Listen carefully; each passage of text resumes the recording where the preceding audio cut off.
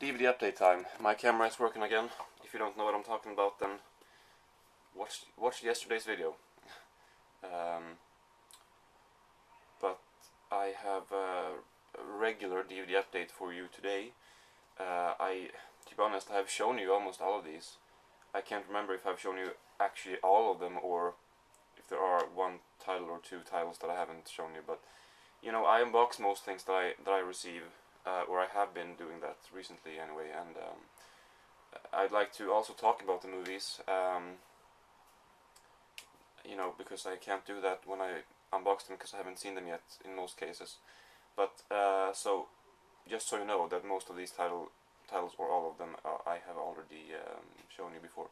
But I'm gonna start with one that I don't know if I've shown you. I think it's possible that I haven't. And it's Sour Grapes, and this one is with Steven Weber and Craig Bierko. I don't know any actors in this, but it's a movie by Larry David. And as I said in my last update, I've made 2 unboxing videos recently, but in my update before that, titled DVD update, I said that that I was going to start, well, I had watched the first 2 seasons of Curb Your Enthusiasm, and then I was gonna continue. So since then I've seen seasons 3, 4, 5, and a few episodes of season 6 of that show. Yeah, I pretty much like it just as much the second watch. So anyway, this one I bought a little while back. Sour Grapes. I don't know, basically his only movie. Now that movie Clear History is coming up. It's a TV movie, HBO special perhaps, but it looks like, you know, a proper movie or whatever. But anyway, it's this one he made. I think it's the only thing that he directed ever, including Clear History. But this one is from 1997, perhaps. Yeah, I think something like that. And it's possible that he made this he might have left Seinfeld, which I wasn't aware of, like the last 2 seasons or something. Then he came back in the very end, and while he was gone, he made this. I heard something about that, but it's not really your typical movie. I mean, if you know Larry David and Seinfeld and Curb Your Enthusiasm, well, it's not similar. This is darker for sure. It's a black comedy, but it's a little similar in the way that, or in the sense that it's not really about anything. The plot is he borrows like 50 cents from him, and he plays them in a slot machine, where he borrows 2 quarters, and he wins like $400,000, and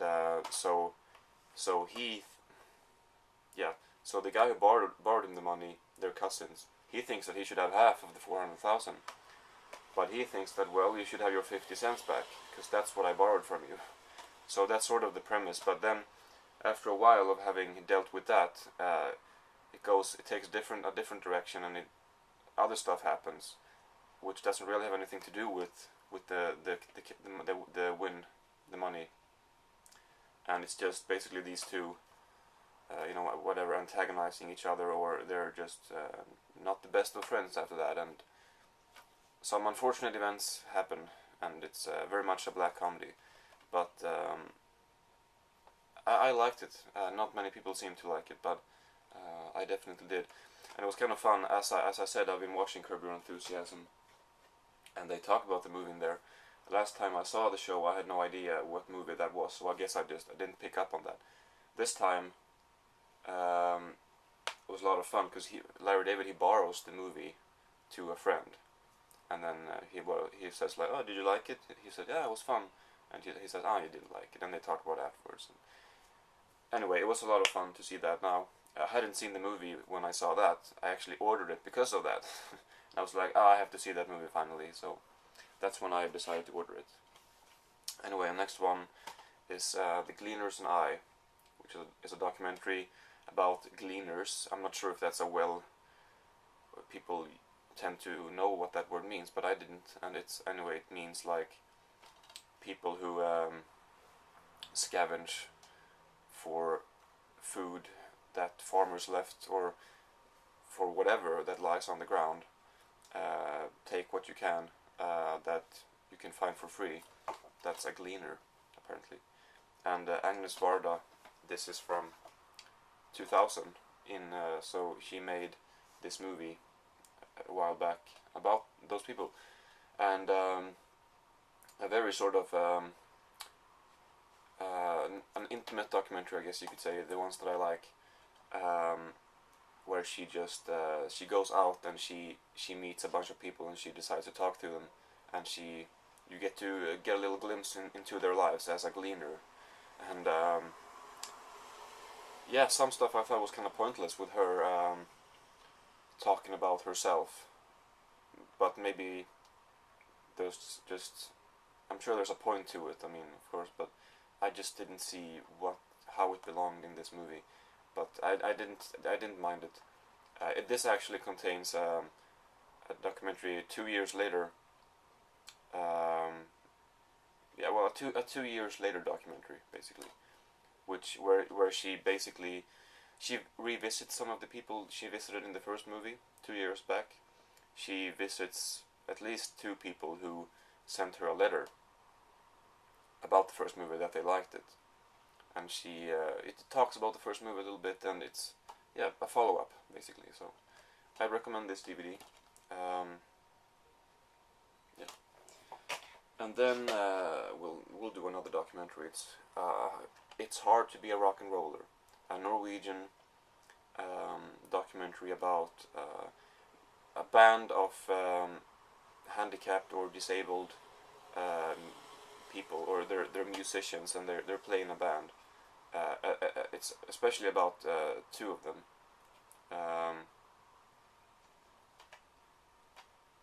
These 2 people right here. They have sort of the main parts, and they're both pretty capable, I thought. I mean, I was impressed at some things that they did. Not to sound demeaning or anything, but that being handicapped and all, they were very. I mean, they're not stupid. They're, first of all, they can play music. I mean, they can play music, and second, they I don't know, they had some fairly wise things to say, I thought. So this was a pretty charming movie. There's a Finnish movie called The Punk Syndrome or something like that, from recent years as well. Or well, I'm not sure if this is from recent years, 2006. So not really, but that Finnish documentary is, I'm not sure if I said the title, but I think it's called The Punk Syndrome, something like that, which is also about handicapped people or challenged people who play music. But that one, I like that one more, but that's more gritty, I guess you could say. This one is more charming and sweeter. But yeah, it was fun. Next up is another documentary, actually, which was also a lot of fun. It's called Double Dare. Well, it's about 2 stunt women, Zoe Bell and Jeannie Epper. Zoe Bell, she is the, you can see Cena here on the cover. Maybe it is Zoe Bell. Yeah, I think it might be Zoe Bell, actually, because I'm not sure if Lucy Lawless could do something like that. But anyway, Zoe Bell was the stunt woman for Cena, or for Lucy Lawless, and it's basically in the start of the movie, Cena comes to a wrap, and Zoe Bell has to find work elsewhere. She's from New Zealand, and Jeannie Epper is an American 60-year-old woman who refuses to stop with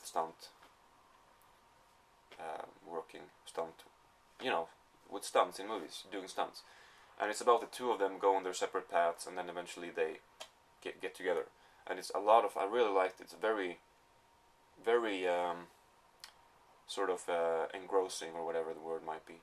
It's I really liked it. I think that Zoe Bell shines the most in this. She definitely, I mean, I really like her. Not just for what she does, but just as a person, she is just pretty wonderful, I have to say.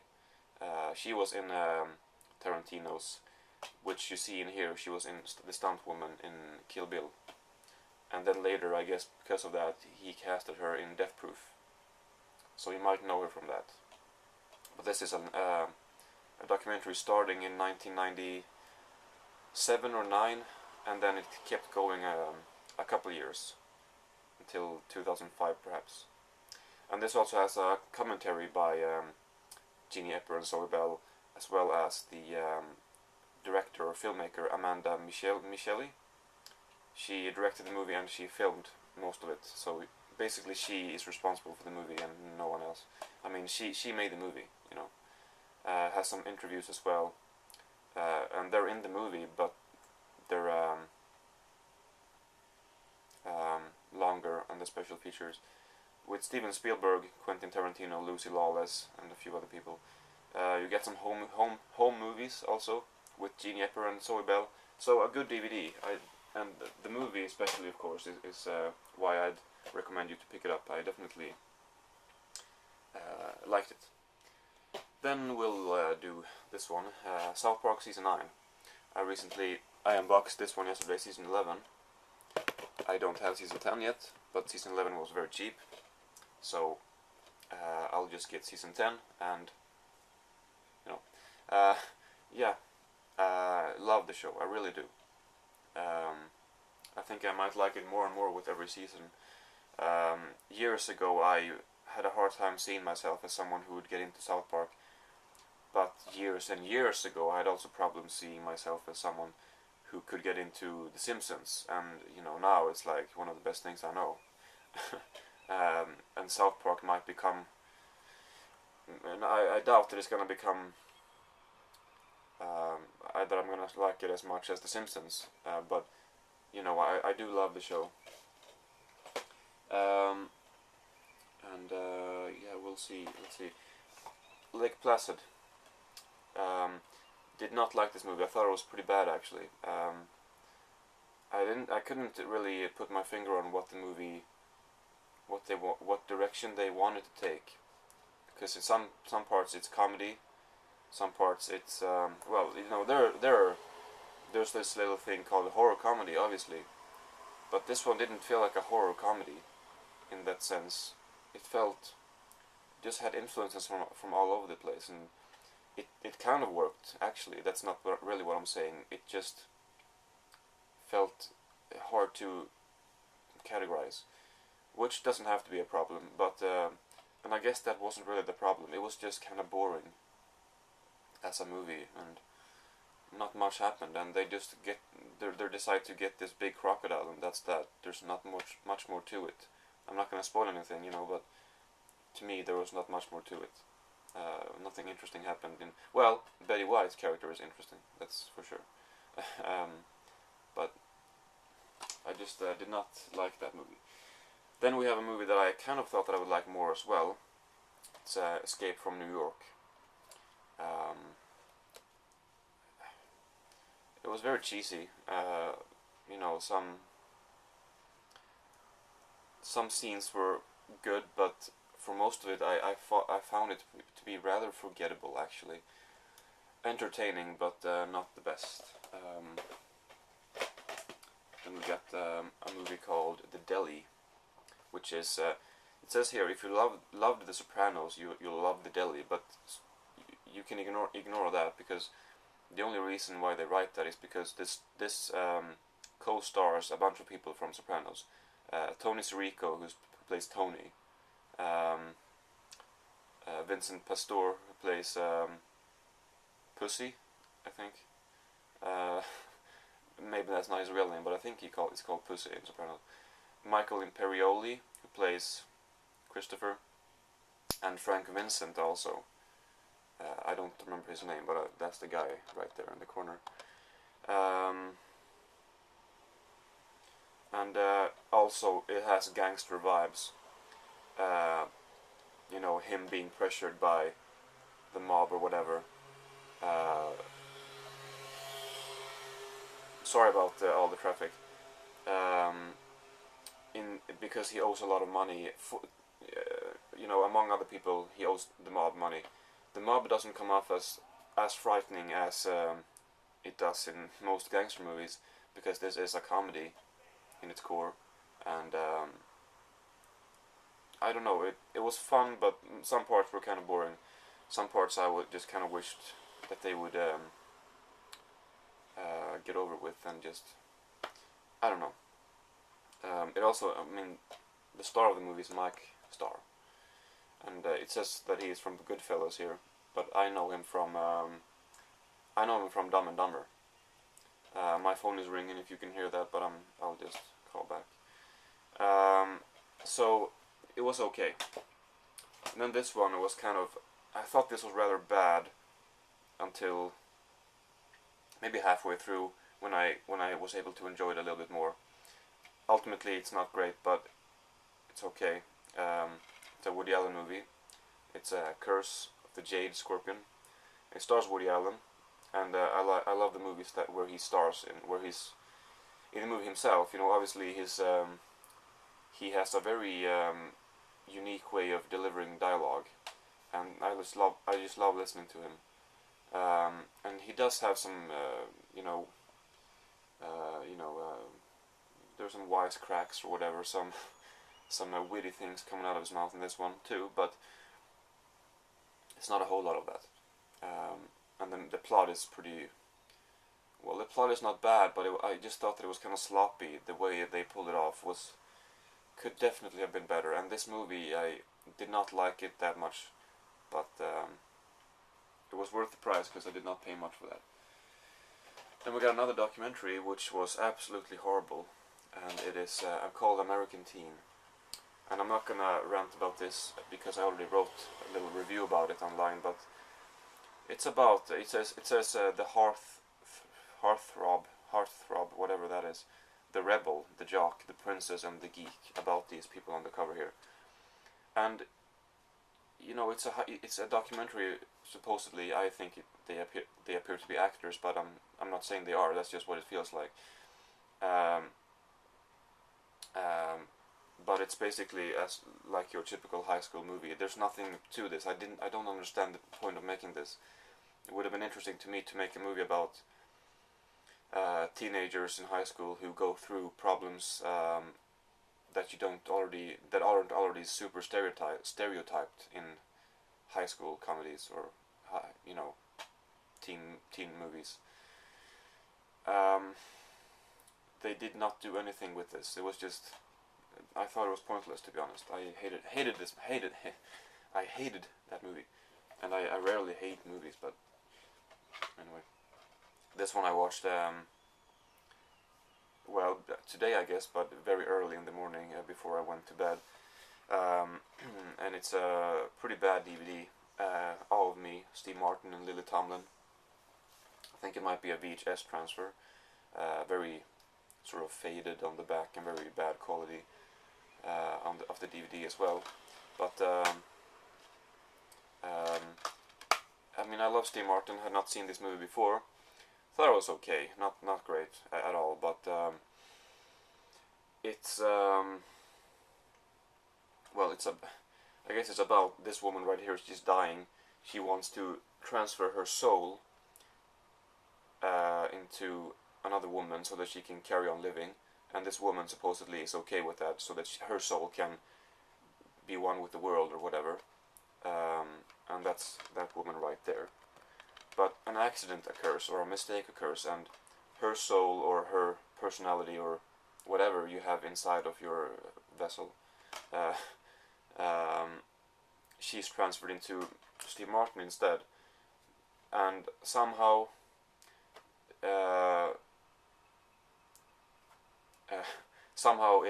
it happens that she controls the left side of his body and he controls his right side, or the other way around, doesn't matter. And so that makes him very maybe disoriented, or and she also bursts out some things now once in a while that he can't control, and obviously that's gonna make people look at him weird. And I didn't think that it was very well pulled off, the whole thing with her being in his body. It's not supposed to be realistic or anything like that, but I thought that they could have pull it off better. I mean, it was very unbelievable. Again, it's not supposed to be realistic, but it's it's science fiction or it's fantasy. But anyway, it was just very unrealistic. How they pulled it off. For example, her personality switches completely from because when he looks in the mirror, he sees her, which doesn't make any sense either. But when she talks as him, inside of him, her personality is completely different from when she talks in the mirror. She's this, well, I don't know how to explain it, but it's different anyway, and it didn't make much sense to me. Of course, they are two different actors. Steve Martin does, it is Steve Martin, it's not her in his body in real life. That's only in the movie, I know. But I still think that that the personality was very different, and that was not very well pulled off, I guess. But I have a couple of things left here. This one is called A Film With Me In It. It's a movie with Dylan Moran and Mark Doherty. He wrote the movie. I believe that's him right there. And I thought this movie started out very good, very interesting, sort of a kind of like a witty, kind of charming little comedy. And then it takes a pretty drastic turn and it becomes very dark. And after that, I thought that the movie just spiraled, whatever. It became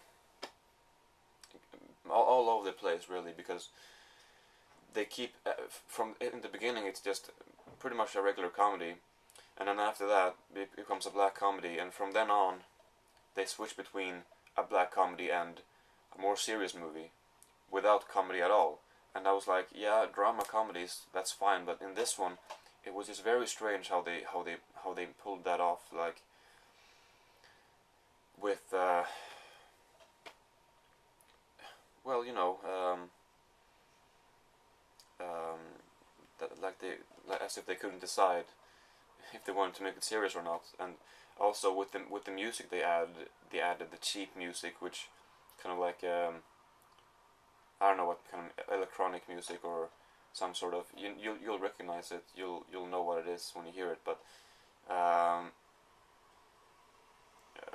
you know, that music, they usually use that in cheap, like maybe cop movies, or you know, when a cop is like, he's cracking a case, or he's you know, doing something dangerous, and they play this cheap music, whatever. That's the kind of music they had in here. Not only they had some sort of jazz stuff as well, but I just didn't think that it was great. And then the ending sucks too, I think. And then we have Black Narcissus. It's very warm in here. Black Narcissus. Which I thought that it was going to be a little different than what it was. I had sort of pictured, it's about a couple of nuns traveling to this mountain, I don't know where exactly, Himalaya, in a village in the mountains there, and they're supposed to open up a school there, and a hospital and whatever is necessary for the local people. I thought it was just going to be sort of like well, I didn't know about the plot, but I thought it was going to be a very atmospheric movie with like characters with just appearing like shadows just looming around or whatever, and not necessarily like that in the whole movie, but I just thought that it was going to be very different, more atmospheric, more relying on the scenery, and it does rely on the scenery, but it also has very strong characters, and I mean, I don't mind that. I just thought that it was very different from what I had expected it to be, and it was good, but I'm a little ambivalent. Some things I really liked, some things I did not like. I don't know. That's Black Narcissus. And then I have last two movies I'll show at the same time. Django and The Great Silence. This one I unboxed recently. But both by Sergio Corbucci, and I watched Django first. I really liked it, so I ordered The Great Silence as well. Um, Django I thought was very good, or yeah, very cool movie. Some very memorable scenes in here. Um, The Great Silence by the same director, of course. I thought they pulled they uh, they sort of developed the story very subtly in a very stylish way, but then not much more happened. I thought.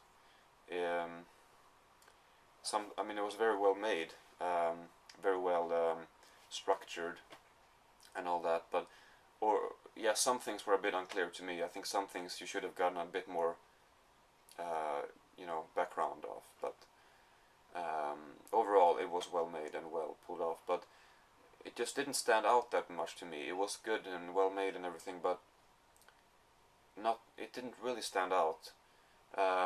Klaus Kinski stands out, and the ending stands out, and the landscape stands out.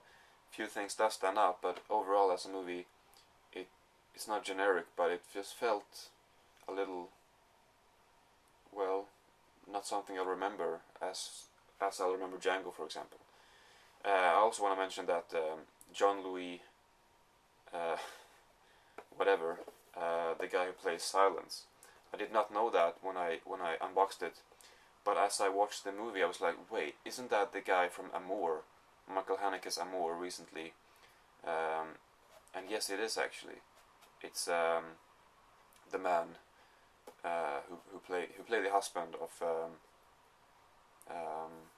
the woman who becomes ill in Amour from last year, I think. Him right there. And I kind of recognized him, but mainly I started thinking about his name when I watched it, and I was like, wait, isn't that the name of the guy who was in Amour, and also one of Kieslowski's Color trilogy movies, maybe the white one or the red one. Yeah, doesn't matter. But it is him, which I was happy to find out for some reason. I thought that was a lot of fun. But it was a good movie. I just I don't know. I thought I would like it more, to be honest. That's all for this time. Yeah, I guess the next video will probably be something like this too. So thank you very much for watching. Holy crap, 28 minutes. I usually say that, I know, but it always surprises me how long I've talked. But yeah, that's all for this time. Tell me what you think of the movies, and I will see you in my next video.